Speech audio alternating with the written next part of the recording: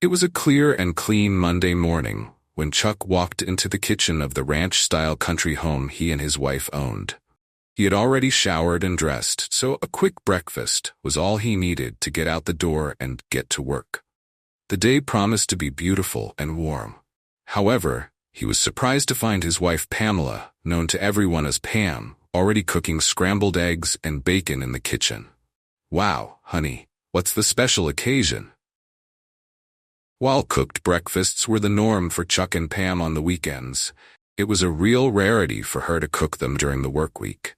His wife, slightly surprised at his sudden appearance, looked up at him with an expression he could have sworn was something between guilt and fear.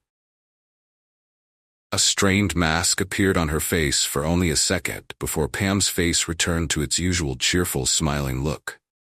"Oh, honey, I was up this morning, so while you were getting ready, I decided to make us breakfast.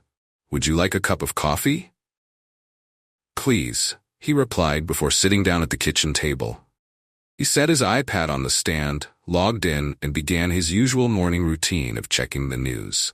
She silently handed him a black cup with 2 lumps of sugar, just the way he liked it. After a couple of minutes, Chuck noticed Pam casting quick glances at him every 20 seconds or so before returning to her cooking. He wondered if this was some recent nervous habit of hers that had previously escaped his attention. Finally, it felt like Pam was hovering. Pam finally stuck a spatula under the scrambled eggs and transferred them to the plates, where she added a couple of slices of bacon, a couple of sausages, and a slice of toasted bread. Whole wheat for health. Pam's version of a grand slam breakfast. Chuck appreciated her effort, however unusual it seemed for a weekday morning. They began eating together, Chuck continuing to study his iPad while Pam sipped her coffee. She wasn't really eating, just smearing food on her plate as she continued to furtively glance at her husband. She couldn't seem to get comfortable in the chair. She kept fidgeting around as if she couldn't find the right spot. Finally, Chuck couldn't take it anymore and said, "Okay, Pam. What's going on? You're squirming in your chair like a 3-year-old, and you seem very nervous about something. What's going on? Is there something you want to tell me? You've been crumpling the car more, haven't you?" No, honey, nothing like that." "Well then, what is it?" Pam paused, gathering her thoughts, then sighed and spoke. "Honey, you know I sometimes read short stories on the internet, right?" Chuck nodded his head affirmatively. Sometimes they even talked about the stories if they had a plot or other elements that Pam found interesting. "Well, on my favorite website where I go for my stories." She paused and lowered her eyes to the table. "There are a lot of erotic stories. You know I've told you about them before. There are stories about lesbians and group sex, or people doing things for the first time." Chuck smiled and nodded again. They had benefited from her reading some of those stories, and they both enjoyed it so much that it was now a regular, enjoyable addition to their sex games. They were pleasantly surprised at how eagerly they both talked about some of the erotic stories, although they agreed that many fantasies, as intriguing as they were actually quite risky. So they stuck to what they could do on their own in their bedroom. I don't know if I've ever told you, but there's a section of stories called Loving Wives. The stories in that section aren't always really sexy, and they can vary a lot. Some of them are about cuckolds, men who are weak or who enjoy watching their wives have sex with other men. For example, there's one author, Matt Marrow, who... Okay, never mind. It doesn't matter now. Chuck frowned as he heard her describe that genre of short stories. He muttered something under his breath that Pam didn't understand, but thought it was something like, "It used to be cold in hell." There are also stories called Burn the, where a man discovers his wife is cheating on him and devises ways to get back at her and her lover. That thought seemed to cheer Chuck up a bit. "I bet I'd like them," Chuck put in with a thoughtful expression on his face. "Anyway," Pam continued, "late last night before I went to bed, I was reading the short story, The Loving Wife." She looked again at Chuck, who raised his eyebrows and spread his hands in one of those, "Okay, go ahead" gestures. That scared me. It really scared me. How could that damn story scare you so much? He demanded an answer. I just thought the story was written about us, Pam replied in almost a whisper. What do you mean by that? First of all, the characters. Their names were Charles and Pamela. Chuck laughed out loud. Do you have any idea how many couples named Charles and Pamela there probably are in the United States? I mean, in my mind, there's probably something like 60 million married couples. And out of that 60 million, there are probably literally hundreds of thousands of couples who have our names. There's nothing to be afraid of. Yeah, but, Pam objected, in this story, they have the same age as us. He was 31, and she was 29. And even more than that, he worked in corporate finance at Fortune 1000, like you, and his wife was a real estate agent, like me, and supposedly they'd been married for 7 years, just like us. Okay, Chuck agreed with a smile. Now we have maybe a few thousand couples left. In this story, he's 5'10" and weighs 170 pounds, just like you, and she's 5'5" and weighs 125 pounds, just like me, she added triumphantly, as if that proved her right. Although the author of this story never said anything like his wife was a walking wet dream, Pam thought it mattered because Chuck often told her how hot she was. So the story wasn't copied from their real life. Honey, you should have studied statistics in college. The author made her characters regular, average people. So what? We're pretty much the same as those fictional characters. We're both pretty average height and weight. Chuck thought for a second. Too bad I'm not over 6 feet tall. I swear taller guys get promoted faster than I do.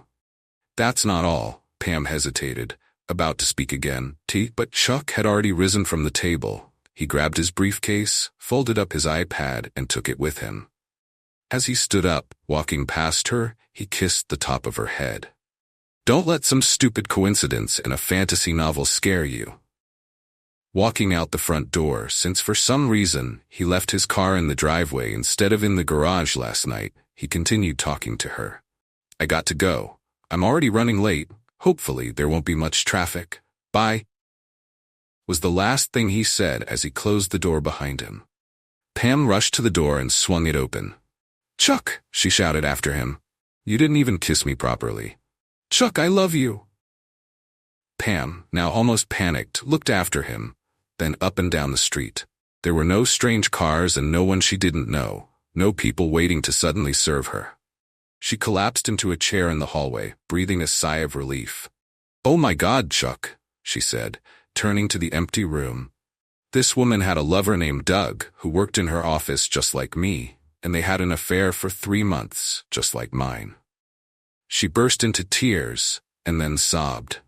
At least she hadn't been served with divorce papers right after her husband left for work, as had happened in that story. Chuck, I love you so much, she said aloud. And my affair is over. Over, finished. And I'm going to rededicate myself to you and our marriage. I'm going to make you the happiest, most contented man anyone has ever known.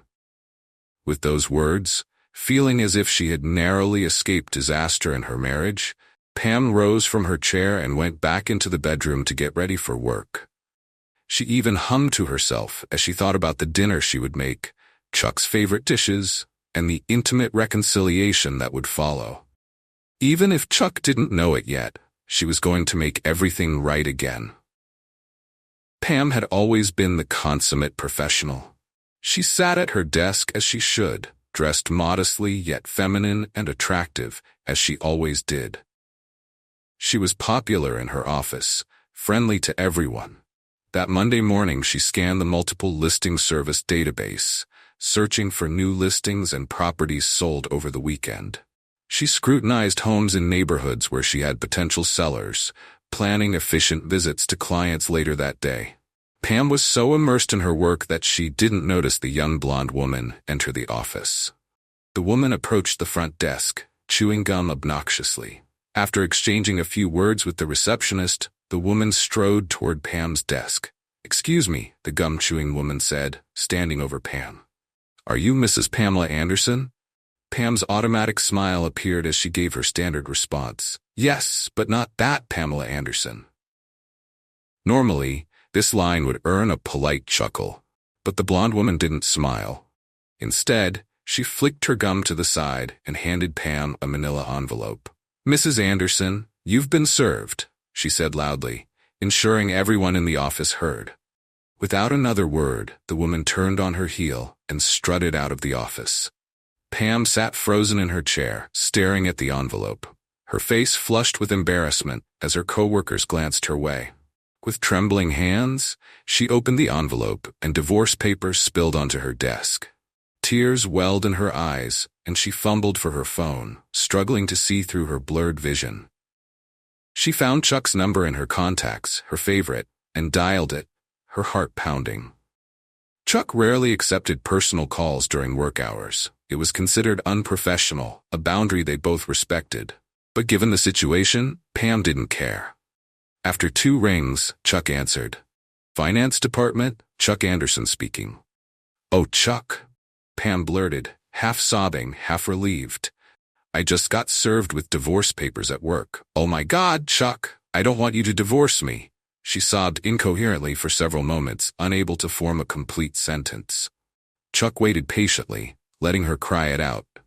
"This morning, when I didn't get served at home, I thought it was just like you said. A silly story, nothing more. But now—" "Wait a minute," Chuck interrupted calmly. "Are you saying that in the story you read, the wife gets served divorce papers at home, not at work?" "Yes, Chuck, exactly. That's why I thought I was safe." Chuck let out a frustrated sigh. "Man, oh man, this is a big mistake. This shouldn't have happened." "Thank God, Chuck. I knew this was some kind of mistake. I love you so much. I just knew you wouldn't divorce me over something stupid." Chuck mumbled something under his breath, barely audible. "Damn it," he said finally. "I must have downloaded the wrong version of the story. I know it's supposed to happen at home in the final edit." "Pam," Chuck continued, his voice cold and flat, "do you have the story open? Check the part where she gets served." "What?" she stammered, confused.